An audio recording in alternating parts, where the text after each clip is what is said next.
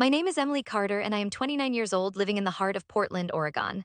For as long as I can remember, I have loved two things: food and art. I found my love for art through photography, the stillness and stories you can capture in a single frame, and my love for food grew strong from childhood, learning recipes in my grandmother's kitchen. By day, I worked as a food consultant, helping startup restaurants with their menus, ingredients, and local sourcing. By night and on weekends, I experimented with healthy recipes, photographed them, and dreamed about starting my own business, a cloud kitchen focused on nutritious, vibrant meals with beautiful presentation. Portland was the perfect city for such a dream. People here love good food, and healthy choices are celebrated, not frowned upon. After years of helping others build their restaurant brands and businesses, a point came when I was tired of just being the guide. I wanted to be the creator. With a folder full of meal plans and portfolios of food photographs, I finally took a leap. I spent 6 months saving every penny, researching permits, kitchens to rent, and thinking up a perfect name: Fresh Frame Kitchen, tying my two passions together, food and photography. I found a small commercial kitchen space for rent in a building downtown, managed by a big office rental company called Starplex Suites. Their listing marketed the kitchen as brand new, fully equipped, and perfect for new cloud kitchen businesses. The price was high but promised to include everything I needed. The people in their main office were so friendly too, offering a discount if I signed a 2-year lease, and they advertised the building's address as fully compliant for business licensing and registration. The first month was pure happiness. I worked long hours, cooking up quinoa bowls, turmeric lattes, and the most colorful salads you can imagine. I took photographs of every dish and posted them on my website and social media, and word started spreading. A few friends from the startups I had helped ordered meals and wrote glowing reviews. I even managed to pitch a feature to a local food magazine. My bookings doubled in 3 weeks, and I was on my way to making this my full-time career. It felt almost too good to be true. And then everything changed. When it was time to officially register Fresh Frame Kitchen as a business, so I could open a business bank account and begin accepting bigger catering contracts, I needed to submit a utility bill in the landlord's name, proof of address, and the correct registration documents for the rented kitchen space. But the utility bill Starplex Suites provided did not match the address on my lease. It had a completely different address and was in the name of someone I didn't recognize. I went back to them asking for a corrected document, and they said the one they gave me was standard for this building. The business registration office rejected my application, saying my documents were incomplete and the address was invalid for registration. I tried again with all the paperwork Starplex Suites gave me, but the city rejected it a second time, explaining that the tax records showed my business would be operating from a residential condo, not a commercial kitchen. My heart sank as I realized my biggest clients were waiting for their invoices and needed my business registration to pay me. I kept calling and emailing Starplex Suites, explaining in detail the problem, attaching the city's rejection notice, and asking them to provide proper utility bills and legal documents matching my lease. Days turned into weeks. The office staff started ignoring my emails. When they finally responded, they simply repeated, "We provide shared office space and kitchen units, not company registration material. The documents we give are standard, and we are not responsible for government decisions." I felt like I was shouting into a void. I lost 2 catering contracts, and half a dozen companies said they could not work with me because my business was not officially registered. Frustration turned to desperation. As bills that kitchen was not cheap stacked up, I tried to find solutions on my own. I researched Portland's business registration requirements, called the city's Small Business Bureau, and even met a lawyer specializing in commercial leases. He looked over my documents and pointed out something disturbing.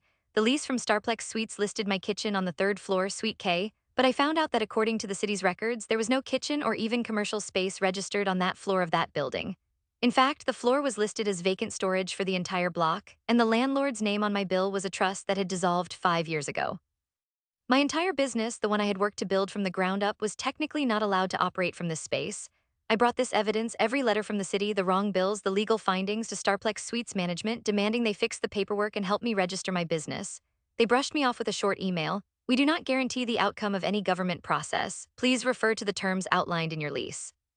They even threatened that if I pushed further, they would terminate my lease agreement and keep my security deposit. I felt completely cornered. The savings I had put into this kitchen were draining, my business was stalled. I began to doubt myself, sinking into one of the darkest periods of my life. I stopped photographing food, I barely slept, I barely ate. Every time I looked at my logo and the dream I etched into my business plan, I felt I was staring at a ghost. But then something inside me snapped, not the kind of snap that leads to giving up, but the kind that lights a fire inside you. My grandmother used to tell me, "Where there is smoke, there is fire. Where there is fire, there can be light if you use it wisely." I decided it was time for me to burn bright. If Starplex Suites thought they could get away with such deception, I would make sure everyone in Portland knew. I pored over the local business forums, city complaint websites, and started reading stories from other food entrepreneurs. I discovered I was not alone. Several others had faced similar issues with Starplex Suites office leases where the room numbers did not exist, bills and made up names, registrations denied by the city, and every single time the company just ignored them until they gave up. I knew I had to do more than warn people online. I wanted justice, both for myself and others. One sleepless night, I wrote out every detail of what had happened, step by step, citing legal codes, attaching every piece of evidence, the emails, the wrong bills, the denied registration forms, the details of the dissolved landlord's trust. I sent this dossier to local newspapers, local business advocacy groups, and posted it on every food industry page I could find. But I did not stop there. I called into a local radio station's small business hour and told my story on air. My friends, many of whom were still in the startup world, helped spread my posts far and wide. Within 2 weeks, my story caught the attention of a well-known Portland news blog. They interviewed me and my story went public. Portland food entrepreneur cut off at the knees by faulty lease. The article laid out not just my experience, but others as well, painting a picture of a pattern of landlord negligence and outright fraud. The piece included quotes from my lawyer, opinions from the Small Business Bureau, and even an interview with someone at the city who admitted that Starplex Suites had been warned, but always found loopholes. What happened next was something I could never have predicted. Suddenly, I was getting emails not just from other victims, but also from two city council members, one offering to help investigate and another asking me to speak at a local hearing about predatory registration practices. My story was picked up by Portland's major newspaper. The pressure on Starplex Suites began to build. Their office staff was suddenly very eager to resolve any misunderstandings. They called, emailed, and asked me to come in for meetings. But I refused. I asked for everything in writing and told them I now had legal representation. Reports started surfacing that their website was being flooded with bad reviews, and interest in their rental properties dropped sharply. More food entrepreneurs came forward with similar stories, and soon a formal inquiry was launched by the city. For a few tense weeks, I waited. I kept working, this time from my tiny apartment kitchen, barely able to fulfill existing orders, but something was different. I was not just fighting for myself, I was fighting for every creative, hardworking person who had dreamed of building something in Portland only to have it snatched away by greed and lies. Then one morning, I got an official letter from the city.